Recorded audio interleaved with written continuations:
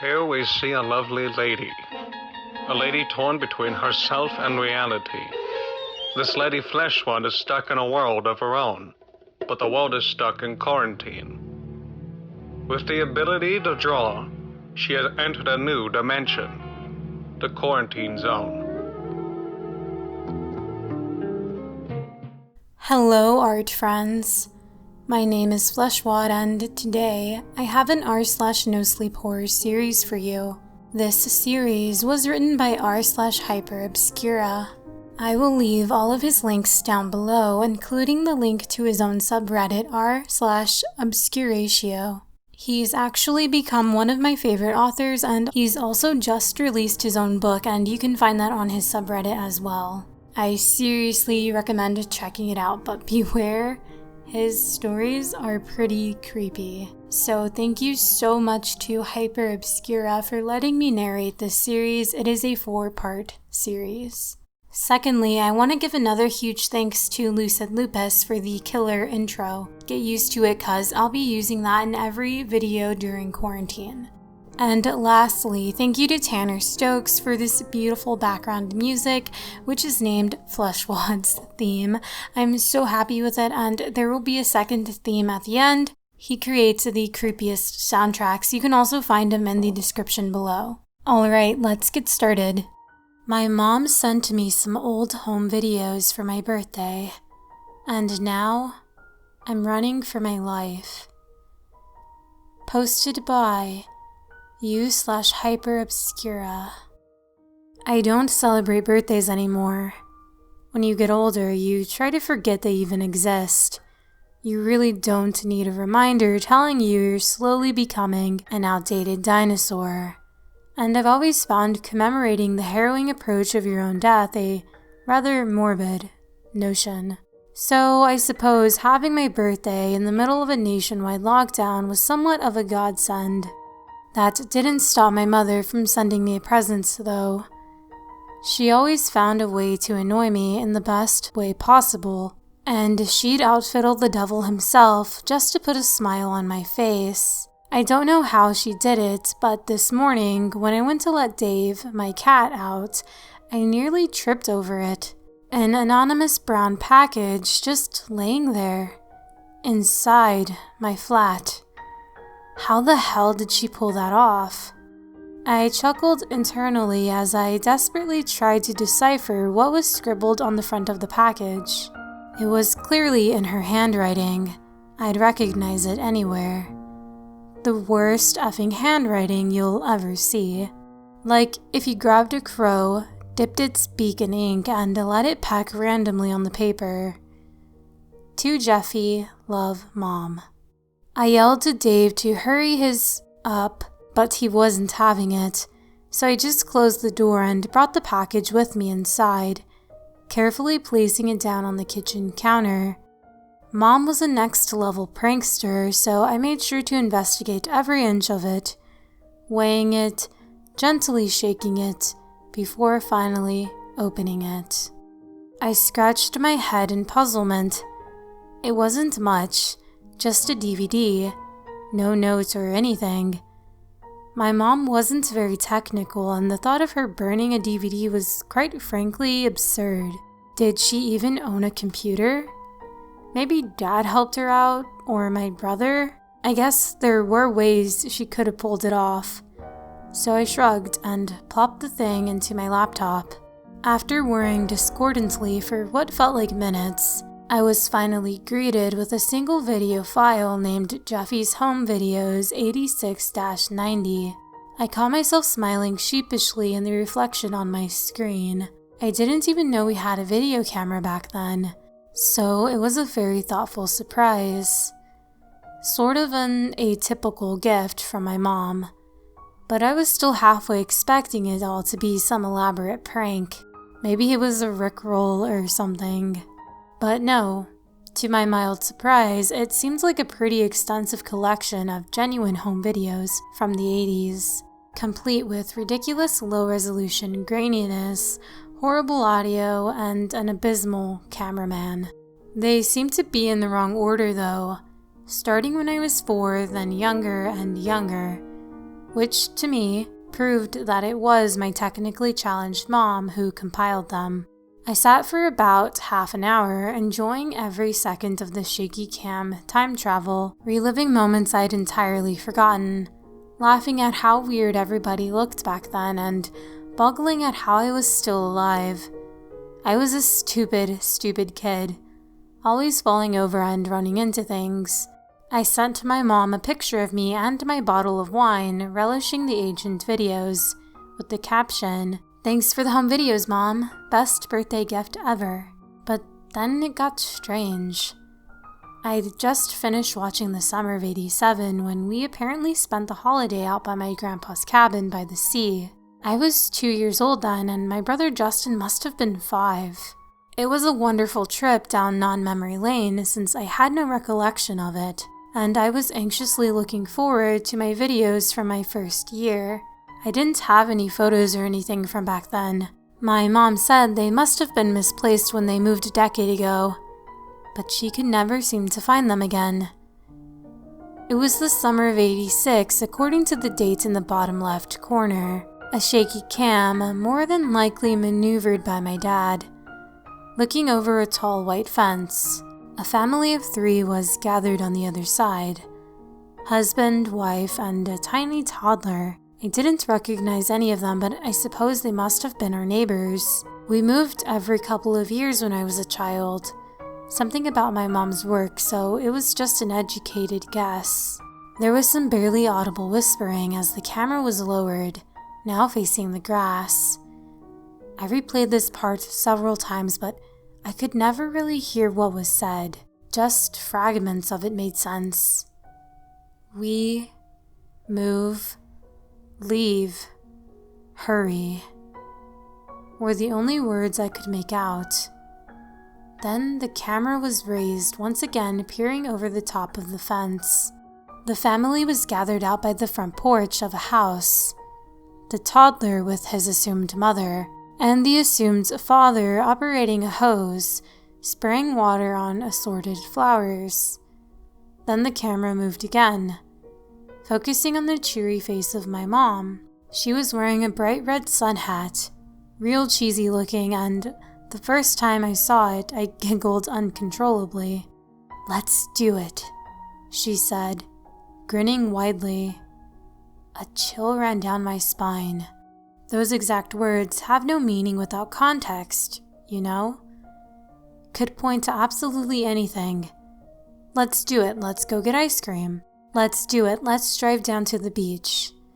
Innocent things, mundane snapshots, but the way she said it, and the expression on her face, I knew instantly that something wasn't right. Moments later, the shaky cam got shakier, now running around the fence and into the backyard of the family. The cameraman, assumedly my dad, stopped at the gate, zooming in on the woman's face. She looked shocked, scared even, holding onto the toddler tightly and backing away towards the front door. Then my mom came into view again, and I realized why the woman appeared so frightened. I had to replay that moment several times too because I couldn't believe it. Couldn't believe it was her. She was wielding a knife, a huge butchery thing. She turned and grinned to the camera, waving the knife around playfully, before suddenly charging at the woman. Her terrifying, high-pitched screams echoed through my kitchen. I almost stumbled to the floor as I watched the carnage unfold. My mom stabbed the woman brutally in her left leg, causing her to collapse on the front porch. The toddler rolling down onto the grass, wailing hysterically. The assumed father suddenly became aware of what was happening, and his eyes widened as he yelled something, running to the woman's aid, only to be stabbed in the neck by my mom as he came within arm's reach. The next 2 or 3 minutes were dedicated to my mom stabbing the 2 of them repeatedly. The fleshy, pulpy, mangled remains at the end of it, hardly even human in appearance anymore. Absolutely drenched in blood. My mom turned to the camera, laughing maniacally. She suddenly noticed the wailing toddler in the grass and quickly wiped clean the knife with the inside of her dress, placing it down on the porch. She then gently lifted the toddler, hugging it tightly, smearing blood all over the child. "We'll name you Jeffy," she said, and kissed him, me, on the cheek before waving to the camera. I slammed the laptop shut and staggered back, hyperventilating uncontrollably. No, it couldn't be. It has to be some kind of prank, right? Some unbelievably elaborate prank. You could do that these days, you know? Fabricate shit like that, right? Deepfake and everything. My phone vibrated. A text from my mom. I read it. Then again. Once more. Then I grabbed my laptop and got the hell out of there. "I didn't send you any videos, but your father is coming over to sort it out. Stay where you are, Jeffy. Everything will be alright. Don't move. We'll be right there."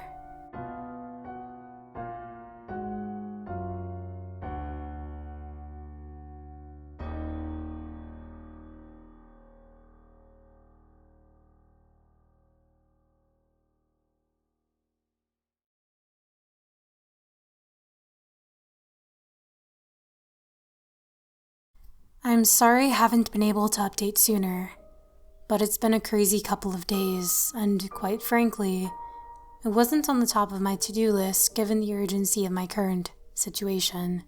I'll do my best to give an accurate description of the events that followed, the brutal demolition of my life as I know it, but time isn't exactly on my side, so I'll have to keep it brief. After the text from my mom, I didn't have time to think. I didn't know what to think either. I just knew I had to get out of there before my dad arrived. So in a panicky haze, I quickly grabbed the laptop and Dave, the cat, who'd been loitering diligently just outside the door, and ran down the deserted street, sobbing hysterically. I had no idea where I was going or what I was doing. I guess I just figured that running was a solid plan given the circumstances. I got about halfway down the block before the rational part of my brain interfered. Why am I running? Shouldn't I show this video to someone? The police? My brother? I slowly came to a halt as I considered all my options. How sure was I that this wasn't just a prank? How could it be a prank? Who in their right effing mind would think that this was even remotely funny? No. It was the truth, all right. There was simply no denying it. I gently placed Dave on the ground as I fished the phone out of my pocket, dialing 911 with trembling fingers. 911, what is your emergency? A female dispatcher answered. I need help, I stammered incoherently. My mom, not to say that she's not really my mom, killed my parents when I was a baby, and now she's sent my dad, who isn't my dad, after me, and I don't know what to do. Sir, you're not making any sense. What is your location? I got this DVD, I continued, waving my laptop around like she could somehow see it. And it's got everything, on it, like the murder and my mom and everything. There was a long pause, like the dispatcher was considering whether or not to just hang up on me, which in retrospect makes total sense since I must have sounded like a crazed, blabbering maniac. I was tripping around nervously in a circle, head bobbing up and down erratically, tears streaming down my face. I was looking at this rather peculiar garden ornament, shaped like a bulbous rat, when suddenly I caught movement in my peripheral vision. Moments later, I was on the run again, laptop under one arm, Dave in the other, phone hazardously kept in place between my cheek and shoulder. My father's car. "You gotta hurry," I yelled into the phone. "He's here." I somehow managed to pocket the phone while juggling the laptop and Dave.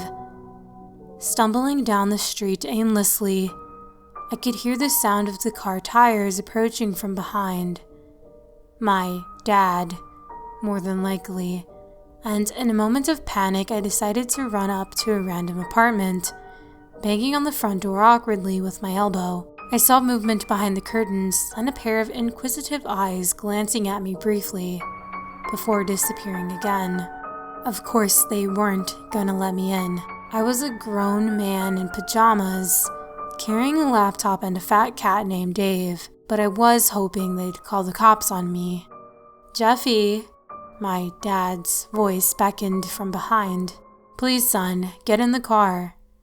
I think you're a little bit confused." He was parked by the curb, hanging over the open car door like we were having a perfectly casual conversation about the stock market or something. He had this awkward smile on his face and there was a look of genuine concern in his eyes. No way," I said, feverishly trying to find a way to escape that didn't require me to use any of my arms. "I saw the video, the baby and mom and everything." He laughed heartily, slapping the roof of the car theatrically. "Oh, that? Jeffy, he said. "It was just a prank, you have to know that, right? It's just another one of your mom's silly shenanigans. I think she went a little too far on this one though, I'll give you that much." So, here's a weird thing. I sort of believed him. Sure, looking back on it, it was a stupid effing thing to do, but you weren't there. You weren't in my head.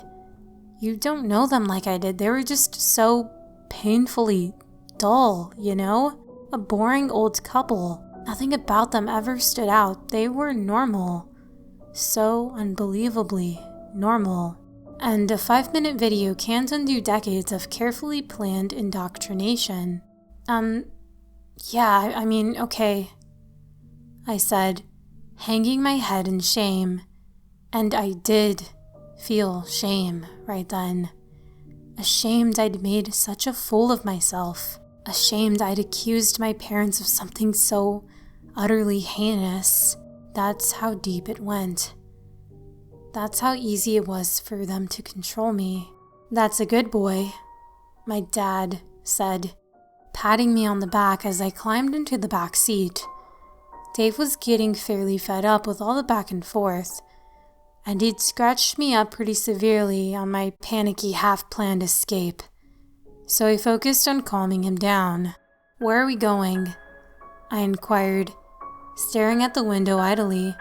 We were heading out of town and I couldn't for the life of me figure out why. I heard a soft chuckle, seemingly innocent enough, but for some reason I didn't like the sound of it. "I figured a few days down by the old cabin would do you wonders," he said. "Get you back on track. We cannot move lest we leave a demon behind in the hurricane, you know." It was such a strange thing to say. Leave a demon behind in the hurricane?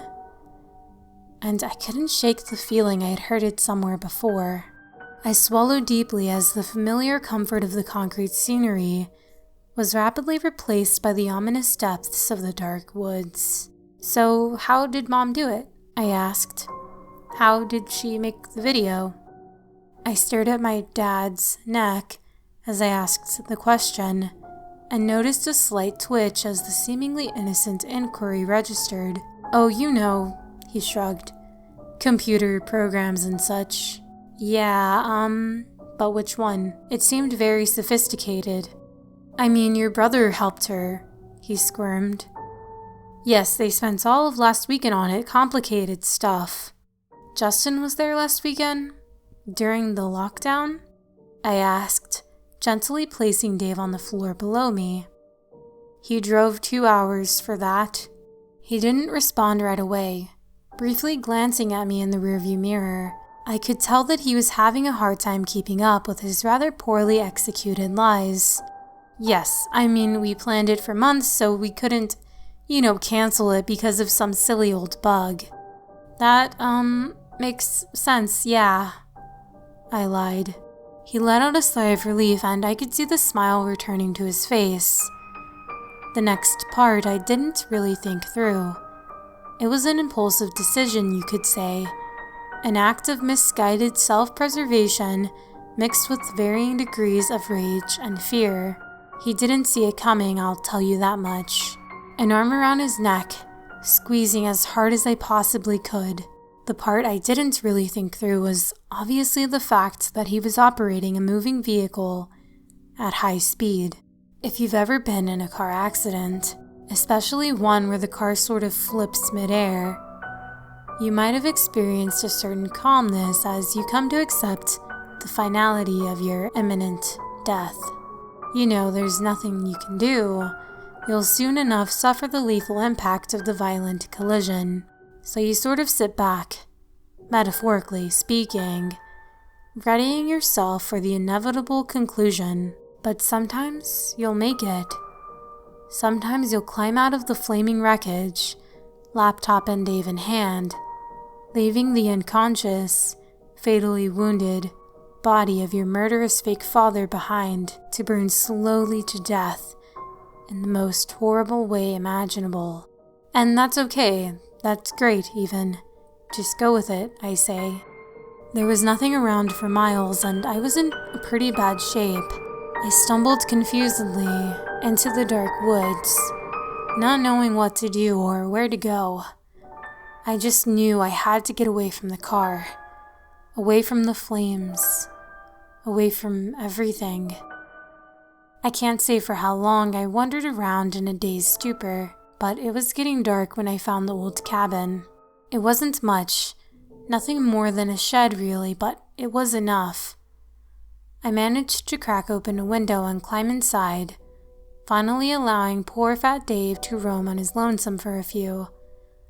While I found an old worn-down couch, planting my exhausted body face down in it. My phone started vibrating minutes later. It was my mom calling. I felt my heart beating out of my chest as I stared at the ominous pulsating greenish light of it. I wanted nothing more than to ignore it, to ignore her. But I knew I couldn't. I knew I had to face her. Hello? I answered. What do you want? Jeffy, my mom sang cheerily. I'm so glad you answered. I've been trying to reach your dad for hours now, but he won't pick up. I don't suppose you know what he's up to. He's, dead, I said. I hope. Car accident, crash. There was a pause, and I could hear her breathing heavily in strained intervals. That sounds like him, doesn't it? She said, coldly. Fell asleep at the wheel, no doubt. Silly old fool, wasn't he? She sounded so unfazed, like she was discussing the weather with a neighbor or something. No feeling, no emotion. A flat, inhuman, lifeless tone. I was starting to realize just how dangerously insane she really was. You can get fucked, I suddenly yelled. It was really out of character for me, the cursing. It's not something I normally resort to, you know. I got evidence, Mom, I snarled, and you're not getting away with it. We'll see about that, Jeffy, she said, calmly. You know I always find you, wherever you are, whatever you do. Mommy is coming for you. She ended the call on that note, knowing full well the state it would leave me in. If I wasn't paranoid before, I sure as hell was now. Could she find me? Definitely. I was maybe a few miles from the car crash, probably on the only property within walking distance from it, and she wasn't stupid. She was anything but stupid. The phone vibrated again, a text message from Mom. With trembling fingers, I opened it, only to drop the phone to the floor the moment I realized what I was looking at. It was a photo, a young woman and her baby, sitting on my mom's couch, I recognized her instantly. It was their neighbor, Jenna. Single mom, kinda cute. I've had a crush on her for ages, but I never acted on it. Don't know how, you know? A single sentence captioned the image, and it sent tremors of cold chills down my spine. If you leave me, Jeffy, I'll have to replace you with someone new. Love, Mom.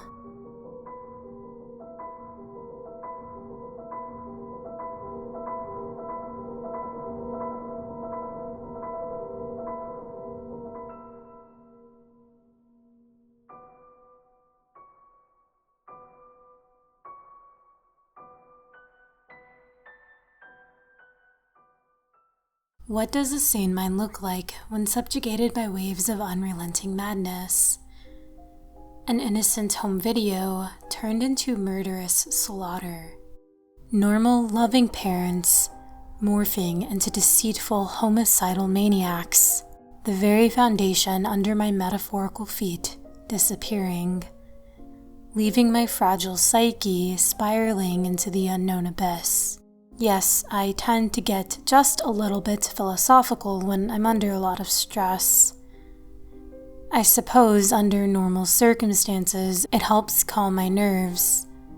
But as I sat in that dark cabin, cradling Dave like a little baby, my mom's sinister words echoing repeatedly in my head, I felt no relief. In delving into the soothing corners of fatalism, this situation required swift action. Swift, decisive, well-executed action. Not my strong suit. So I did what I imagine anyone in my situation would do. I called my big brother. He'd know what to do. He was my polar opposite in many ways. Charismatic, athletic, outgoing, funny. He could make widows laugh on the day of their late husband's funeral and effortlessly talk his way out of any crime, petty or otherwise. He'd help me out, like he'd done so many times before. I'll spare you the boring details of the conversation, which in short involved a lot of ums and me desperately trying to string together a coherent narrative, failing many times over, and Justin patiently waiting for me to finish. That's, all I know, I murmured tiredly. I know, it's hard to believe, but I swear, Justin, it's the truth. There was a long, silent, awkward pause. I believe you, Jeffy, he finally said. I don't know why, but I believe you. It felt like a great burden was lifted from my shoulders, and I could finally breathe again. The growing tension in my chest faded instantly. I even think I smiled, or at least thought about smiling. I had to do that quite often for some reason. Think about things instead of actually doing them, like the manifestation of thought was enough. So, what now? I asked. Just hang back, Jeffy, he said. I'll get in touch with the police, explain everything. You get some rest, stay put. I'll call you when I have some news. I glanced around the cramped, dark cabin. There was nothing but the couch I was sitting on, a table, a few ramshackle cabinets, and a cast iron stove. Yeah, I said. I'll do that, Justin, please hurry.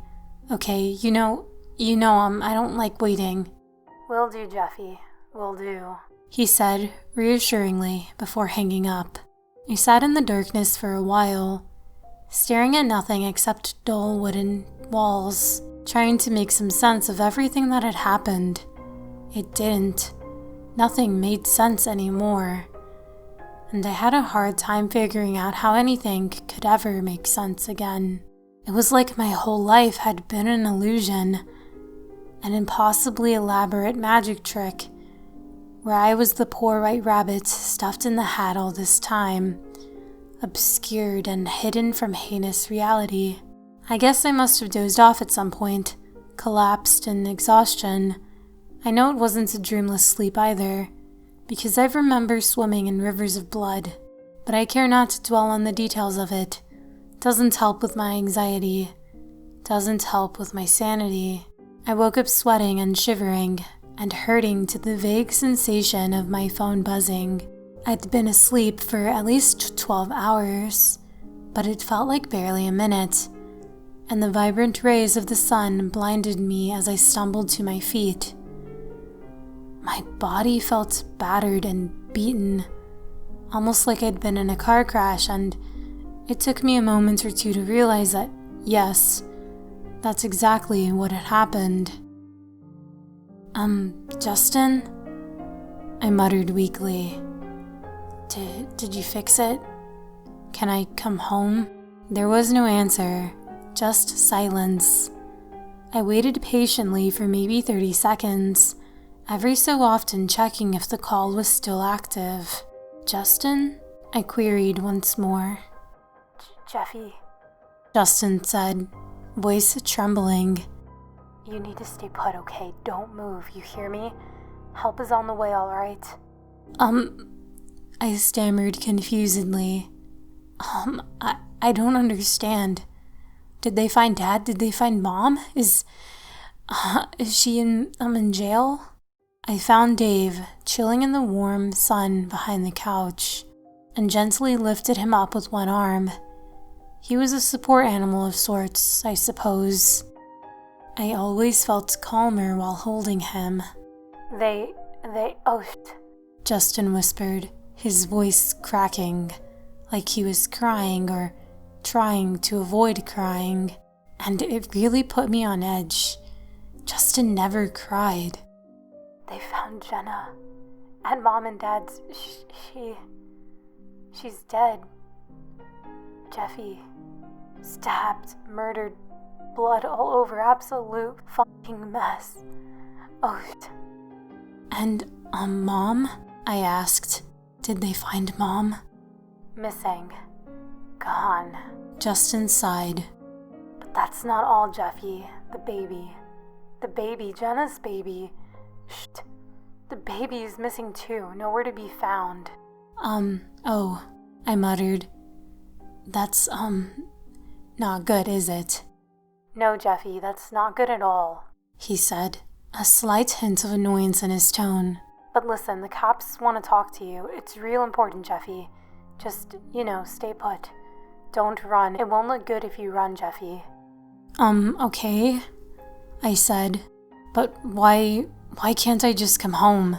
I haven't done anything. I can show them the video, prove that Mom did it. Stay put, you hear? He said, sternly. Just stay there. I've given them your location, Jeffy. They want to bring you in. Don't do anything. Sure, I guess, I said, staring at Dave, trying to understand what was happening. I'll just, sit back with Dave then, I guess. Yes, of course. Dave, he sighed. Stay put with Dave, sure. I'll let them know, okay? Yeah, thanks, Justin, I said. Talk soon. He hung up, leaving me once again drowning in the fathomless depths of my own anxiety. I knew that I could trust Justin, but I also instinctively knew that he was lying. He'd done it before, leave out certain details to keep me calm and docile, as he'd have it. He didn't want me to worry, to stress out, to lose my mind. But this time it went deeper.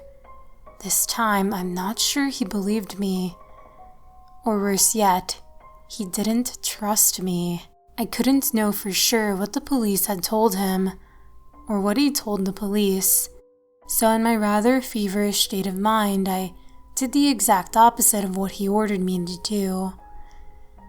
I promptly left the premises, grabbed Dave and the laptop, and stumbled into the forest, not having the slightest idea of where I was. Add that to the fact that my sense of direction was abysmal at best, and you have one confused Jeffy, heedlessly heading for disaster. In retrospect, it was somewhat of a miracle that I didn't just topple over and fall unconscious out there. in the middle of nowhere. I didn't realize the extent of my blood loss until I saw my ragged pajamas in the bright sunlight. I was positively drenched in blood. From neck to toe, a crimson spectacle staggering through the woods. There's like a few gallons tops in a human body, right? I'm sure some of you know this. I didn't. I went to some rather dark places of my psyche on my impromptu hike, revisiting memories I didn't know existed, time spent delving into a childhood that seemed so strangely lacking. I could barely remember anything before the age of 6, and even then, there was little but snippets, brief flashes and fragments. Isn't that strange? Dave seemed to enjoy cleaning my clothes though, and with him as my company, and possibly some sort of feline guardian angel, I somehow managed to keep up a moderately acceptable pace. I didn't want to expose my rather ominously decorated persona if I could avoid it, so when I stumbled upon the main road several hours later, I kept myself hidden in the tree lines for as long as possible. Thankfully, the streets were more or less empty when I reached the outskirts of town. It was getting pretty late, so shrouded by shadows and sneaking stealthily around corners, I was able to get to my apartment unseen by anyone, except for the neighborhood hobo, Lars. He'd probably seen stranger things though, so he didn't seem altogether that bothered by my bloody appearance. Nodding idly as I gracelessly tripped past him, I let out a sigh of relief as I pushed the door open. A shower, fresh clothes, food, sleep. Mundane privileges we all take for granted, but oh so heavenly when you've gone without them for just as little as a day. I put Dave down, thanking him for putting up with me, secured the laptop, and headed for the shower.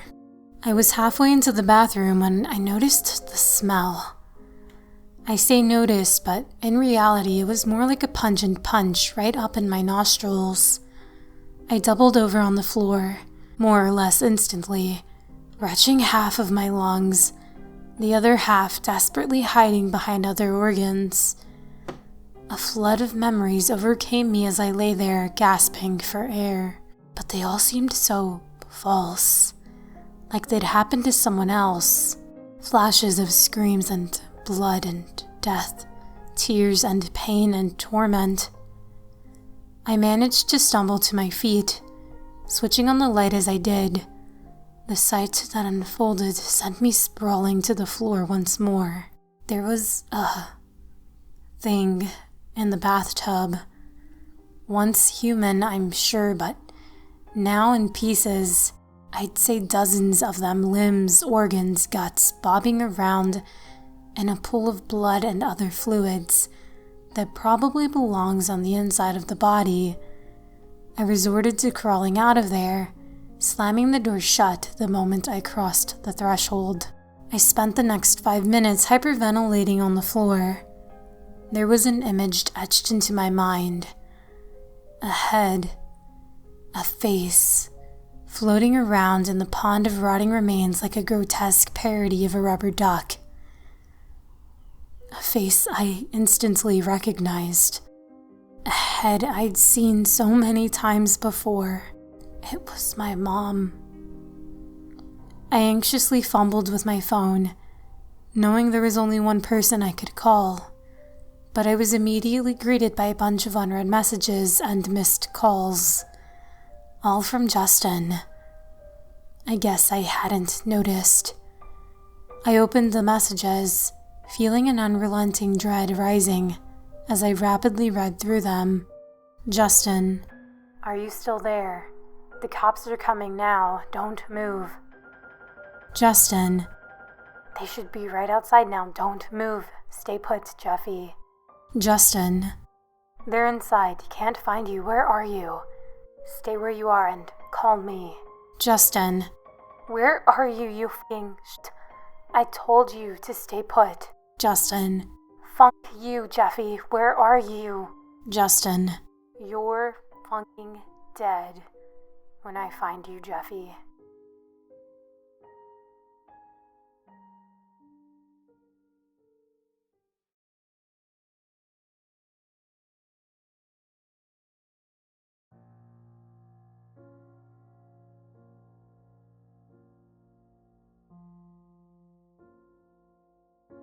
So it all ends with me dying.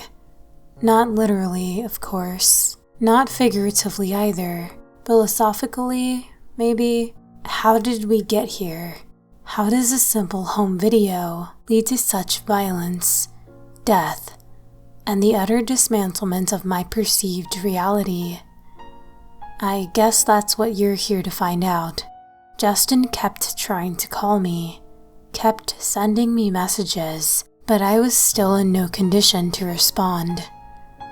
I'm not sure if you've caught on to this, but my mental state can sometimes be described as rather flimsy. When facing distress, I have the slight tendency to fall into bottomless pits of anxiety, and there's really not much I can do about it, except petting Dave, that is. So that's what I did. For half an hour straight, just kept stroking his silky feline exterior, the shiny orange fur soon enough stained with crimson patches of blood. I still hadn't found the time to clean up. Where could I clean up? My bathtub, and by extension my shower, was filled with what remained of my mom. I felt no inclination toward dealing with that mess. New texts from Justin kept pouring in, and at some point they became too frequent for me to ignore. I scrolled down the near-endless list of capitalized profanity and hatefulness, focusing on the latter 5, of which seemed a fair bit more level-headed, albeit infinitely more disturbing. Justin, come see me at Grandpa's cabin, Jeffy. Justin, come alone if you want the boy to live. Justin, you don't want it to happen again, do you? Justin, you don't want more blood on your hands. Justin, be seeing you. There was a lot I didn't understand, and there was a lot I didn't want to understand. I could feel them, locked away deep in my mind, a resurgence of memories, pushing ever onwards. I couldn't let them free though. No chance in hell. There was just no way I was going back to that place. Padded cells, padded mind. I hadn't been to the cabin for ages, probably even before Grandpa died, but it was quite a ways out and I knew I didn't have the time or energy to dare the journey on foot. Luckily, my neighbor's kid had an old moped parked haphazardly in the middle of the street, and those suckers can be hot-wired with a single turn of a screwdriver, so without hesitation I stuffed Dave under my jacket and off we went. We were on the road for 3-4 hours maybe, and I had to stop to refill the ridiculously small tank 3 times over. Dave kept his calm about him as per usual, but I could tell that he was getting antsy by the time we turned off the main road, heading up to the bumpy road to the quintessential point where Grandpa's old cabin can be found. I had to ditch the moped about halfway up, so I let Dave run free as we hiked the last couple of miles by foot. The cabin was an eyesore. It had always been an eyesore. Grandpa had fought tooth and nail to keep the property after certain incidents of federal nature forced him into hiding for a couple of years. It was situated on the very edge of the quintessential point, dangerously so, and there was a vertical drop of maybe 30 feet just on the other side of the ramshackle railings of the balcony. I felt a cold chill run down my spine as I spotted the silhouette of Justin in the window. I had no plan and no idea what to expect. The Justin I knew was gone, replaced by a violent psychopath harboring unknown motives. I picked up the loitering Dave and knocked exactly 3 times on the front door. "Jeffy," Justin said, smiling warmly as he opened the door. "I'm so glad you could make it." He seemed flustered, but otherwise in fine shape. A warm glow pulsated from the stove behind him, illuminating worn-down furniture and faded walls. And as he beckoned for me to enter, I heard a soft, muffled cry. I said, "Is that Jenna's, baby?" "Indeed," he grinned. "He's all right, don't worry. Fed him some formula just now, so he's happy as a stiff at a funeral. Come in, Jeffy. Sit down. We have much to discuss." I sauntered to the living room, nervously scanning the interior. Nothing had changed, really. It was still the same tacky, whole, moldy old animal hides and broken antlers decorated the dead wooden walls. I sat down in Grandpa's old rocking chair, placing Dave in my lap, desperately trying to identify where he kept the baby. Justin gave me a brutal pat on the back and sat down in the couch opposite of me. "Jeffy, Jeffy, Jeffy," he sighed. "What are we gonna do with you, Jeffy?" "I don't even know what I'm doing here, Justin," I said, gaze wandering around the room. "But I suppose you're about to tell me." He threw his head back and laughed heartily. "Sure you do, Jeffy. Sure you do," he said. "You know I killed Mom, and I know you killed Dad. We're the same now, Jeffy. Matricide and patricide aside. We used to be so close, remember?" I did remember. Justin always looked after me, kept me safe. I guess that's what made all this so hard to understand. I'd never seen this side of him before, and I was convinced I knew him intricately. But you don't remember why, do you? He leaned forward, eyes flickering left to right erratically. "Why I had to be nice to you? What do you, mean?" I muttered. "Oh boy, I knew they did a number on you over at the institution, but I never realized it was this bad," he said, rolling his eyes. "You're the reason they stopped, you know. Poor Jeffy couldn't handle it, but they never considered what I could handle or not, did they? No. They messed me up good, Jeffy, and they didn't even care. I don't, understand. How did they mess you up? What couldn't I handle?" "Why, all the murdering, of course." He laughed, slapping his thigh. "Oh, they enjoyed their depravity, didn't they? The funkier, the better. But put poor Jeffy in a bathtub full of blood, make Justin cut out all of the organs, force feed them both pieces of the victims. What a family, eh? No wonder you lost it eventually."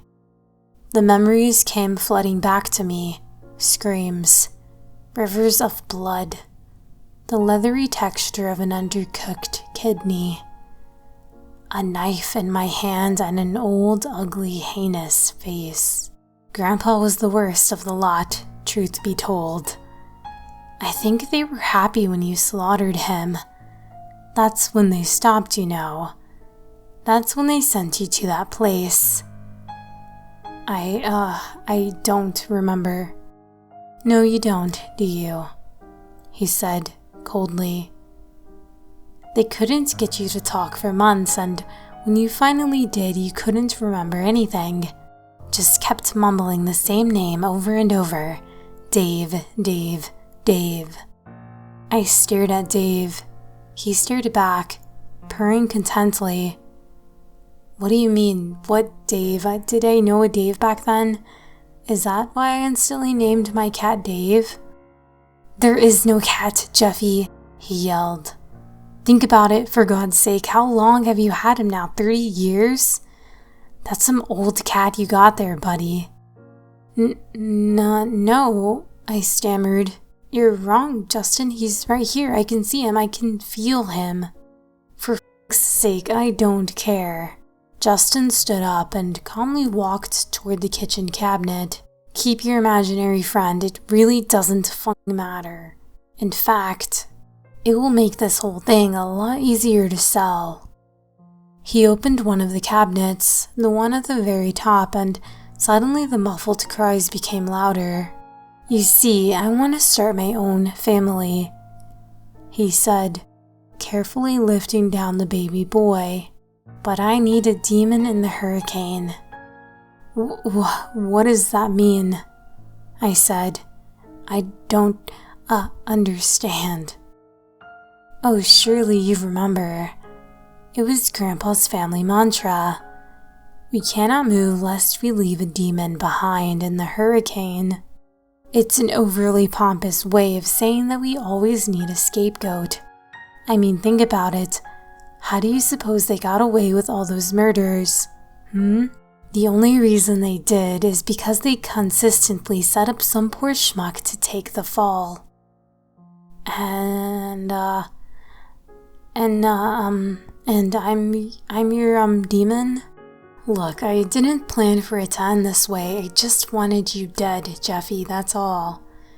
That's why I switched out Mom's birthday present with those tapes. I was so sure they were gonna kill you for that.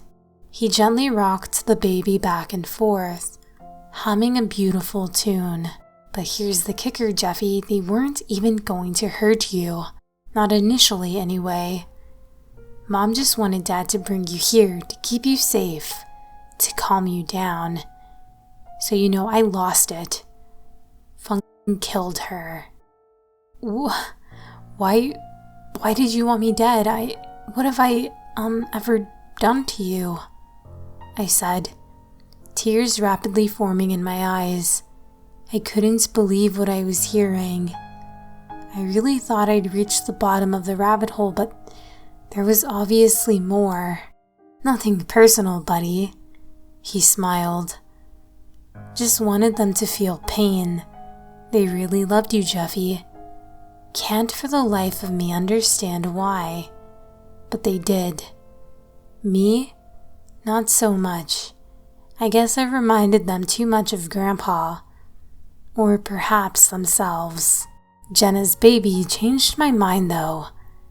When Mom brought her over to try to convince you to come back home, I instantly knew what I'd wanted all these years. Someone to love. Someone to love me back unconditionally. Someone to shape. Someone to mold into a better, more capable me. I let my fingers run through Dave's soft fur. I needed his calming guidance now. Dave's always been there for me. Always had my back. Always kept me on the straight and narrow. So, what now? I asked, eyeing the open window just behind the couch. Oh, he said, placing the baby back in the cabinet and closing the door. You still have to die, Jeffy. You need to make it look, suicide-y. That's all I need from my demon. He grabbed a knife from the kitchen counter and edged closer to me. There was this look on his face, a very familiar expression I'd seen before. Once that I could remember, but probably countless times over. A look of hate and murderous violence. The exact look I saw on my mother's face when she butchered those poor people in the video. Give me your wrist, Jeffy, he snarled. No reason to make this more painful than it has to be. I got up from the rocking chair, backing up slowly, Dave firmly in my grasp. I knew I had only one shot at this, so I needed to position myself just right. When Justin edged past the rocking chair, back turned to the couch, I made my move. I quickly put Dave on the ground, pointing at Justin. Get him, Dave, I yelled. F him up. We rushed at Justin in unison, and when he, wide-eyed with surprise and shock, stuck the knife brutally in my shoulder, I quickly jerked sideways, breaking the blade off at the grip. Sure, there was pain involved, but I've been through worse. With a continuous motion, I elbowed him in the groin and watched in awe as Dave fogged up his face.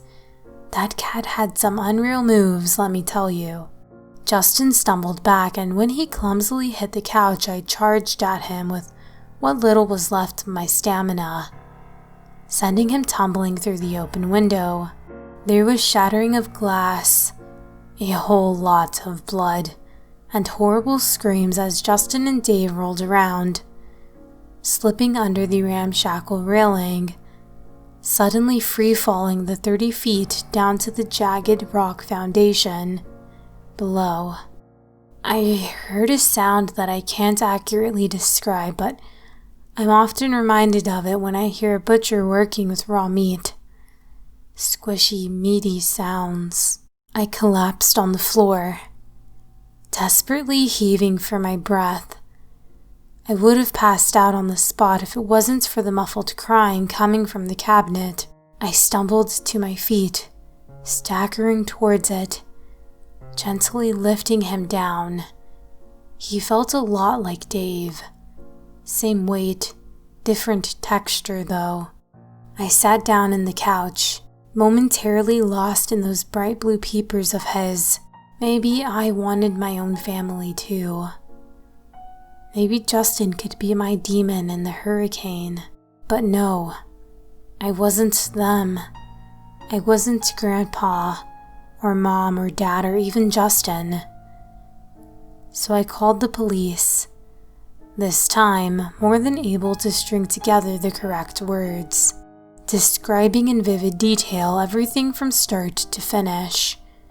From home videos to the shattered remains of Justin. I felt good. I felt free. But there was also a sadness, I suppose. A loss of sorts. Poor Dave. So you see, it all ends with my death. Not philosophical either. Mental, perhaps. Personal. A new me. The police came to believe me eventually, although it took a few days of long, strenuous interrogations to get it all sorted. A lot of details to be uncovered. Things from my childhood I just couldn't remember. They mentioned something though, something you lot might find comforting. On the second day of the interview, the lead detective asked me about Justin, about the struggle, about his remains. There were some marks, wounds we can't account for, he said, on the suspect's face. Looks a hell of a lot like something, clawed him, scratched him up real good. Of course it looked like that, I thought, stroking Dave's perfectly soft fur lovingly. Of course it looked like that.